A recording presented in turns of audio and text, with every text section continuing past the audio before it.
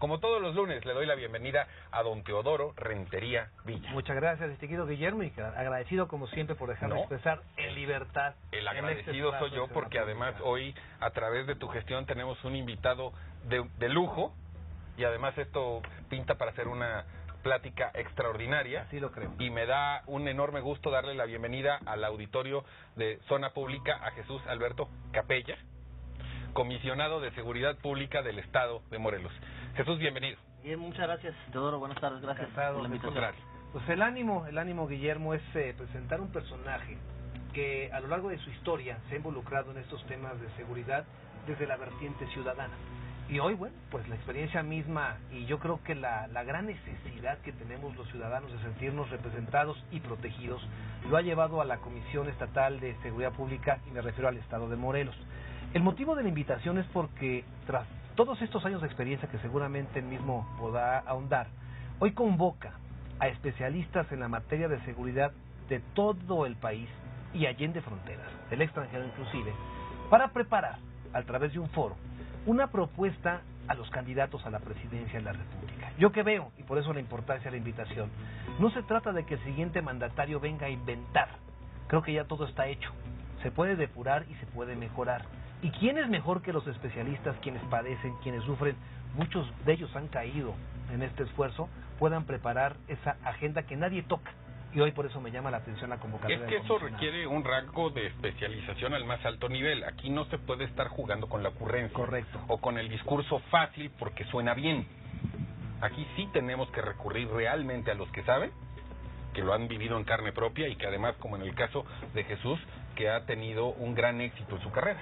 ¿Qué harías en materia de seguridad para salvar a México si fueras presidente? Es lo que has lanzado al aire, ¿verdad, Jesús? Bienvenido. Muchas gracias, Teodoro. Pues buenas tardes nuevamente. Gracias. Ese es el deber ser ahorita que planteas, Guillermo, que este tema no debería estar en manos de ocurrencias o en manos de personas que no hayan tenido alguna experiencia en el tema o de improvisados en el tema. Lamentablemente la realidad de los últimos décadas en el país es esa precisamente. No hemos generado una política pública que le dé un proceso de institucionalidad a las diferentes áreas de gobierno locales y federal, y tampoco le hemos generado un proceso de continuidad. Ejemplos hay todos los que quieran. Había una Secretaría de Seguridad Pública Federal, hoy es Comisión Nacional de Seguridad, con todo lo que eso representa.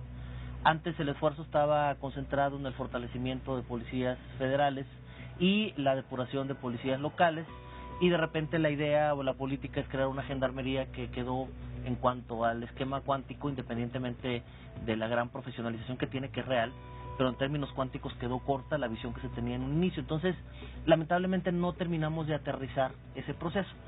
Yo les voy a dar mi teoría del por qué. Considero que la bandera de la violencia y la inseguridad es sumamente lucrativa para los partidos de oposición. Es decir, claro, quien no gobierna está a la expectativa de que falle el que gobierna, y el tema de la seguridad pública es esencial para ese proceso. La principal idea que nos hemos planteado a un grupo de empresarios, académicos y funcionarios públicos es lograr esa continuidad y lograr ese proceso de institucionalidad. Y una de las vertientes es convencer a los partidos políticos de la mejor manera respetuosa posible que si seguimos en esa tendencia, las dimensiones del dramatismo de la violencia en las regiones del país se va a ir incrementando, como se nos ha demostrado lamentablemente en los últimos años. No digo que sea producto de este sexenio, creo que este sexenio heredó una situación, es un proceso que lamentablemente, bueno, pues se fue dando dramáticamente. No hay compromisos en muchas regiones en los gobiernos locales, es decir, es incómodo el tema de la seguridad o la violencia para los gobernadores y prefieren administrar el tema y llevarlo o irla capoteando. Son pocos que, digo, válgame el anuncio y aprovechándolo, pero digo, mi jefe pues ha aprovechado y ha determinado tratar de solucionar esto, y el costo político es enorme, ¿no? El sacrificio en imagen, Teodoro lo podrá atestiguar, es enorme. Sirve ser un lunar en la República Mexicana, Jesús.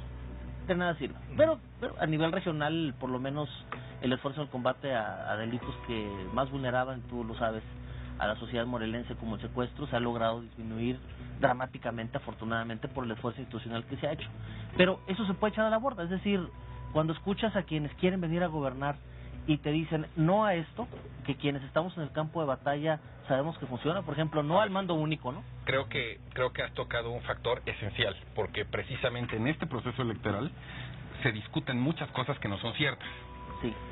Hay un registro puntual desde tu llegada al cargo en términos numéricos de reducción de ciertos delitos, particularmente el secuestro, que era el más sensible en el estado de Morelos. Es correcto. Hay un éxito comprobado, no te estoy dando coba, ahí están los números, ahí están los resultados.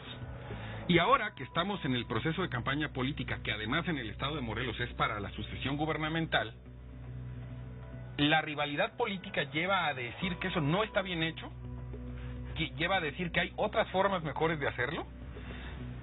Lamentablemente yo creo que eso es engañar. ¿Cuál es la perspectiva de ustedes? Y además hay contradicción entre el candidato a nivel federal Es importantísimo. y candidato a nivel gubernamental, si quieres explicarlo. Bueno, para mí, cuando yo escucho hace algunas semanas llegar cuando llega a Morelos, el candidato de Morena, y dice, yo voy a generar una línea de mando vertical al tema de seguridad pública, es decir, estoy de acuerdo con el mando único. Y dije, puta, música para mis oídos, ¿no? Un candidato presidencial con grandes posibilidades que dice eso, que se suma a las dos visiones de los dos últimos presidentes de la República. Felipe Calderón propuso en el segundo año de su mandato, tercer año, el mando único. Nunca se discutió. Llega el presidente Peña Nieto y dice, yo estoy de acuerdo con el tema del mando único. En el tiempo de Calderón, quien se opuso fue el PRI. Cuando llega Enrique Peña Nieto, propone el mando único, quien se opone es el PAN. Es como se puede comprobar que pues, finalmente estamos secuestrados por esos intereses políticos. Y ahora llega un tercero y dice, yo también estoy de acuerdo con esta situación, voy a alinear y voy a hacer un esfuerzo, obviamente con un matiz un tanto distinto a que seguramente llegando le explicarán el proceso de qué se trata este tema. Y la lógica elemental nos da la razón en términos de institucionalidad. Y cuando llegué había 33 corporaciones policíacas municipales y una estatal. Es decir, había 34 planes de gobierno en materia de seguridad pública. 34. Para una entidad con 1.9 millones de habitantes. ¿Qué hizo el crimen organizado desde finales de la década de los 90 y prácticamente la primera década del año 2000?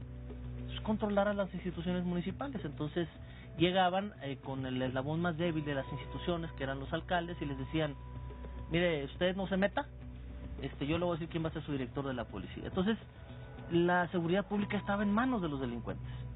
Y de ahí empieza el control territorial, como se ha dado en muchas regiones del país, a través de controlar las instituciones y las fuerzas del orden municipales. Cuando llegan las estatales o llega el gobierno federal, es sumamente complicado, porque toda la estrategia y logística territorial la maneja la policía municipal en coordinación con, evidentemente, los grupos criminales, y poder combatir eso es sumamente complicado, no solamente para las fuerzas policíacas, sino se ha demostrado para las fuerzas militares, que evidentemente tienen una estrategia mucho más sólida en términos territoriales. Esa es la realidad del país. Nosotros viendo esa circunstancia, y como lo platicamos hace ratito, Teodoro, el año pasado, el 23 de mayo, sale en 8 columnas de un medio nacional una declaración de su servidor diciendo que avisoraba yo la peor crisis de violencia en el país en el año 2018. Y hacía una narrativa de 7 puntos muy concretos de lo que yo veía. El más sustancial era, obviamente, el conflicto, la rivalidad político-partidista que íbamos a ver, que evidentemente genera debilidad institucional. Y se me echaron encima muchos actores políticos, diputados, senadores, el rector de la UNAM, dijeron que 20,000 cosas, ¿no? A los 2 meses, o mes y medio, empezó una ola de violencia, y que evidentemente no ha parado, lamentablemente, porque no es un tema de ineficiencia institucional, es un problema de estructura institucional. Y que pongas a quien pongas con esa estructura institucional y con esas reglas del juego, seguramente va a fracasar. Que no es posible llevar a buen puerto un tema en donde tú detienes 20 veces a un tipo armado y las 20 veces vuelve a salir. No es posible. Y cuando las instituciones no están preparadas para que las unidades de medidas cautelares que marca el nuevo sistema de justicia penal tengan el registro de datos lo suficientemente sofisticados para determinar si esa persona es la que dice ser, porque ahora agarramos a alguien y te saca una credencial distinta, ¿no? Y tus bases de datos de huellas digitales, dactilares, no está con la eficacia que quisiéramos en todas las entidades federativas. No hay esa conexión que todos quisiéramos.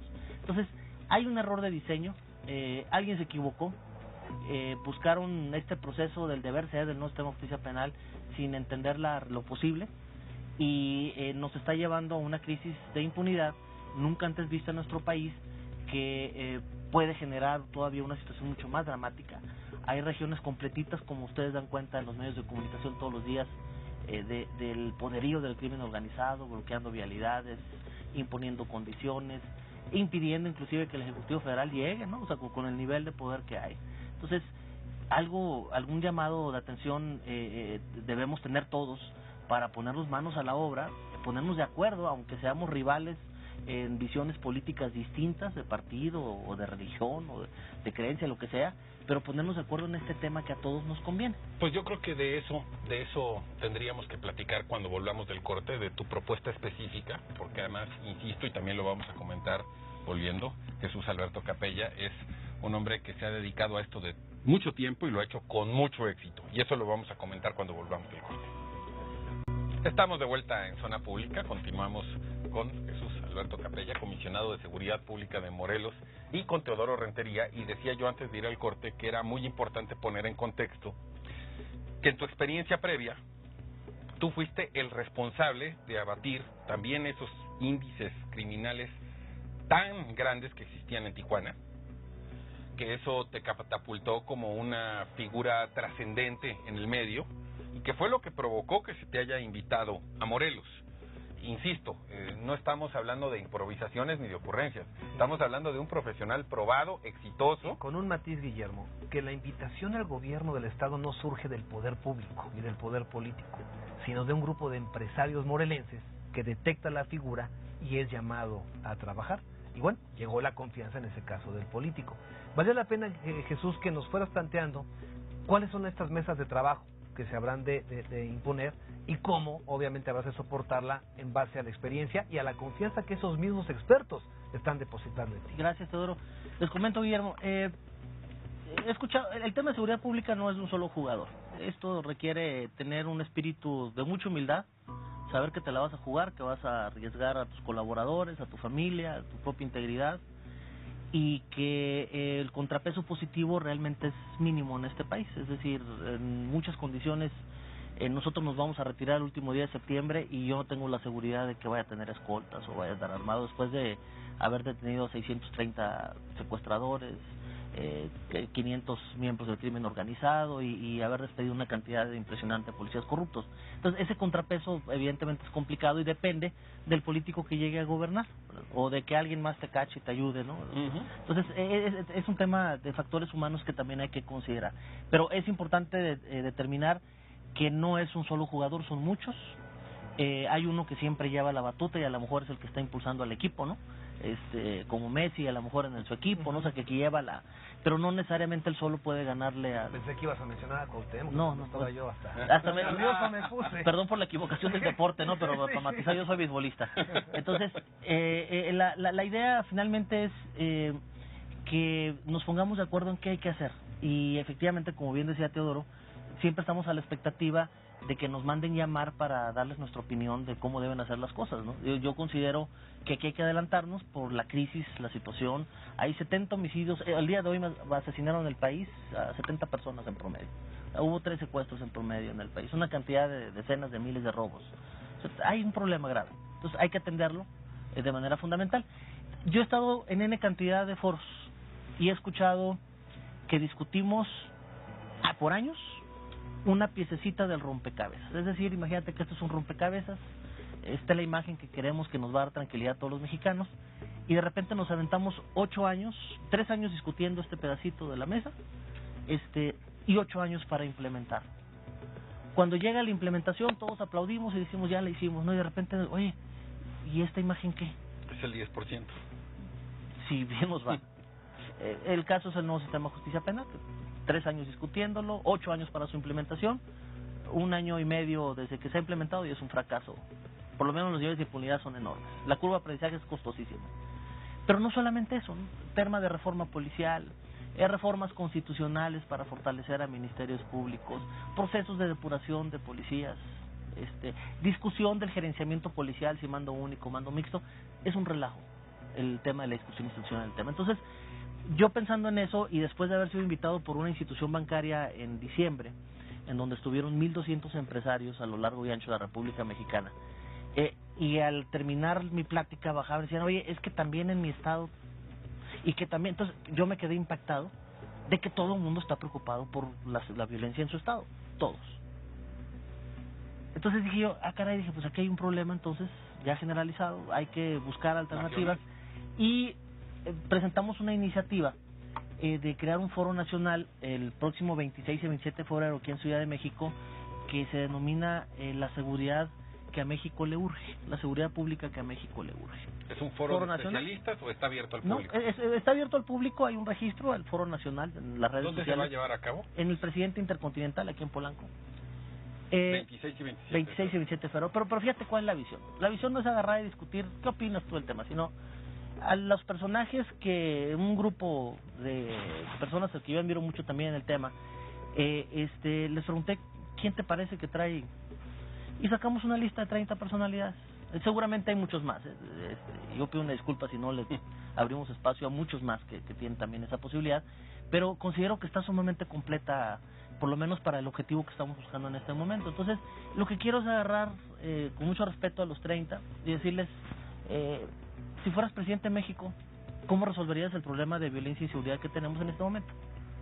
Si tú fueras presidente de México. Entonces, van a tener 15 minutos para discutir el tema. Es un evento auspiciado por 2 grupos empresariales, el grupo de los 19 del estado de Morelos, que encabeza nuestro querido amigo Pancho Bernot, y la Asociación de Empresarios de Baja California, que encabeza el empresario Raimundo Arnaiz Gamboa.